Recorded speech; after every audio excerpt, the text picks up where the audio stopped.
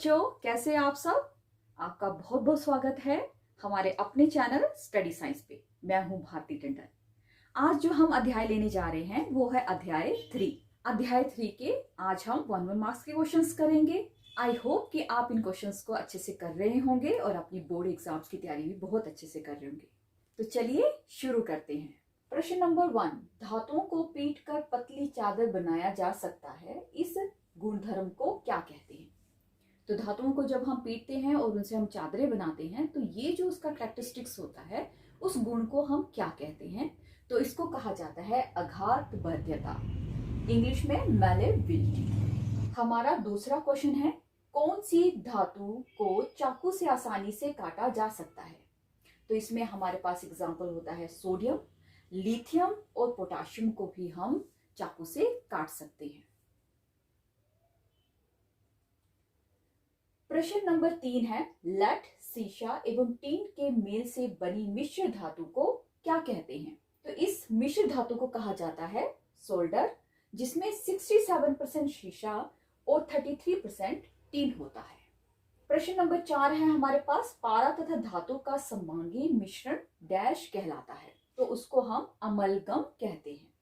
प्रश्न number 5, dash धातु द्रव्य अवस्था में प्राप्त होती है।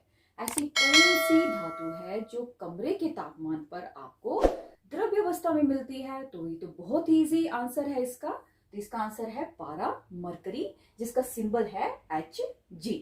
प्रश्न नंबर 6 है आपका, कॉपर धातु को वायु में खुला छोड़ देने पर हरे रंग की परत जम जाती है, इसका क्या कारण होता है। आपने बड़ी बार देखा होगा कि जब भी कॉपर जो है ओपनली हमारे एटमॉस्फेयर में रहता है तो उसके ऊपर एक हरे रंग की पदार्थ जो है एक लेयर बन जाती है। इसका क्या कारण है। तो कॉपर वायु में उपस्थित आर्द्र कार्बन डाइऑक्साइड के साथ अभिक्रिया करता है, जिसकी वजह से कॉपर कार्बोनेट बनता है और जो हरे रंग की परत होती है वो कॉपर कार्बोनेट होता है। प्रश्न नंबर 7, डैश अधातु द्रव्य अवस्था में पाई जाती है।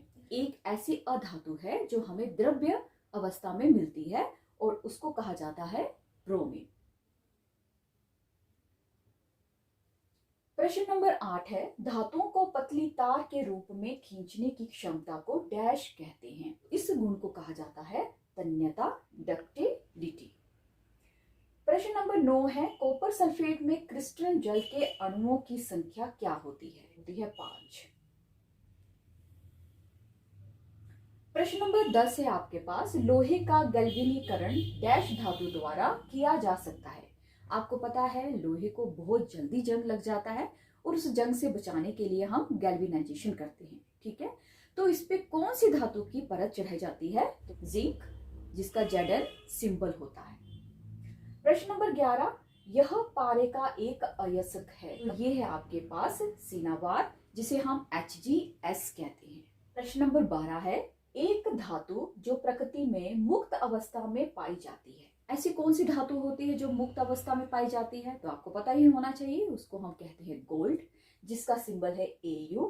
ठीक है, और साथ में एक होता है प्लैटिनम Pt, वो भी हमें मुक्त अवस्था में मिलता है।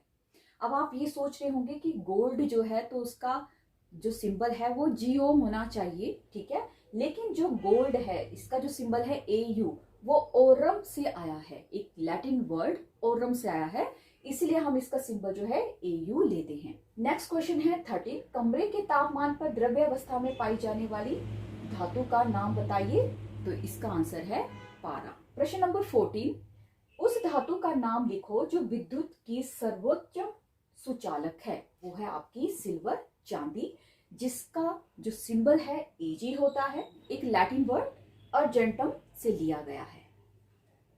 प्रश्न नंबर 15, उस तत्व का नाम बताइए जिसका इलेक्ट्रॉनिक विन्यास 281 है। तो 281 का मतलब है एटॉमिक नंबर हुआ 11। तो आपको पता होना चाहिए कि एटॉमिक नंबर किसका होता है 11, तो वो होता है सोडियम का। तो 281 जो है सोडियम का इलेक्ट्रॉनिक विन्यास है। प्रश्न नंबर 16 है, Na पॉजिटिव आयन में इलेक्ट्रॉनों की संख्या क्या होगी। हमने अभी एक क्वेश्चन किया है जिसमें मैंने आपको बताया कि सोडियम का एटॉमिक नंबर 11 होता है। अब यहाँ पे Na प्लस है, इसका मतलब सोडियम ने एक इलेक्ट्रॉन जो है वो किसी को दे दिया। तो अब बैक में कितने बचेंगे, सिर्फ उसके पास 10 इलेक्ट्रॉन ही बचेंगे। प्रश्न नंबर 17 है आपके पास, डैश तत्व का इलेक्ट्रॉनिक विन्यास 282 है। अब 282 जो इलेक्ट्रॉनिक विन्यास है वो किस तत्व का है? तो वो है मैग्नीशियम, जिसका सिंबल Mg है। प्रश्न नंबर 18, डैश एंड डैश धातु ठंडे जल से क्रिया करती है। ये आपको क्वेश्चन याद होना चाहिए, ये क्वेश्चन बड़ी बार पूछा गया है, तो उसका आंसर है पोटाशियम एंड सोडियम। प्रश्न नंबर 19 है आपके पास, लोहे का कौन सा रूप सबसे शुद्ध होता है? तो इसका आंसर है पिटवा लोहा, जिसे हम रोट आयरन भी बोलते हैं। प्रश्न नंबर 20, गंधक के अपरूपों के नाम लिखिए। तो गंधक के जो अपरूप होते हैं उसमें आता है रंबिक गंधक और मोनोक्लाइनिक गंधक। प्रश्न नंबर 21 है, ऐसी धातु का एक उदाहरण दे जो ऊष्मा की कुचालक है। तो वो है सीसा, लेड। प्रश्न नंबर 22, उस धातु का नाम बताइए जो पानी से हल्की होती है। तो पानी से हल्की जो धातु होती है वो सोडियम होती है, जिसका सिंबल Na है, और लिथियम और पोटाशियम भी बहुत हल्के होते हैं। प्रश्न नंबर 23, वायुयान बनाने में प्रयुक्त होने वाली मिश्र धातु का नाम बताइए। उसको हम बोलते हैं ड्यूरालुमिन। प्रश्न नंबर 24, उस मिश्र धातु का नाम लिखिए जिसके घटक में कार्बन, लोहा, निकल और क्रोमियम होते हैं। तो आप अपने घर में बहुत सारे बर्तन उसी के यूज करते होंगे। स्टेनलेस इस्पात, जिसको हम स्टेनलेस स्टील भी कहते हैं। हमारा क्वेश्चन नंबर 25 है, एल्युमिनियम के मुख्य अयस्क का नाम लिखिए। ये क्वेश्चन आपको पूछा गया है बहुत बार आपके एग्जामिनेशन में। तो इसको हम बोलते हैं बॉक्साइट, Al2O3.2H2O। प्रश्न नंबर 26 है आपके पास, एक अधातु का नाम लिखें जो ऊष्मा और विद्युत की अच्छी चालक होती है।